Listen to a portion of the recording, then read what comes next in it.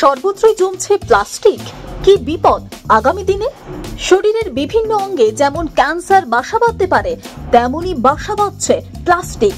Liver, ফুসফুস, brain থেকে শুরু করে বিভিন্ন অঙ্গের ক্যান্সার হতে পারে মানুষের। সম্প্রতি দেখা গিয়েছে ক্যান্সারের মতোই প্লাস্টিক সারা শরীর জুড়ে ছড়িয়ে পড়ছে।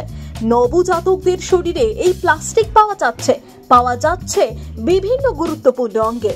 হার্ট, লিভার, ফুসফুস, ব্রেন সর্বত্রই প্লাস্টিকময়। কিভাবে শরীরে প্রবেশ করছে প্লাস্টিক? সায়েন্স অফ টোটাল এনভায়রনমেন্টে সম্প্রতি প্রকাশিত হচ্ছে এই গবেষণাপত্রটি। সেখানে বিজ্ঞানীরা উল্লেখ করছেন মাইক্রো ও ন্যানো প্লাস্টিক এই সমস্যার মূলে রয়েছে। এই দুই ধরনের প্লাস্টিক মানুষের ব্যবহৃত বিভিন্ন দ্রব্যের পচনের মাধ্যমে তৈরি হয়। আণুবীক্ষণিক পর্যায়ে ভেঙে যায় এই প্লাস্টিক কণাগুলি, পরে সেগুলি প্রকৃতির জল হাওয়াতে মিশে যায়, এবার নিঃশ্বাস প্রশ্বাসের মাধ্যমে শরীরে প্রবেশ করে সেগুলি। ক্ষতির আশঙ্কা রয়েছে। সম্প্রতি প্রকাশিত এই গবেষণাটি ইঁদুরের উপর করা হয়। ইঁদুরের উপর যা প্রভাব পড়বে মানুষের উপরেও কি তাই পড়তে পারে? গবেষকদের কথায় প্রভাব পড়ার আশঙ্কা অতিমাত্রায় প্রবল, কারণ ইঁদুরের শরীরের কার্যক্রমের সঙ্গে মানুষের শরীরের কার্যক্রমের অনেকটাই মিল রয়েছে।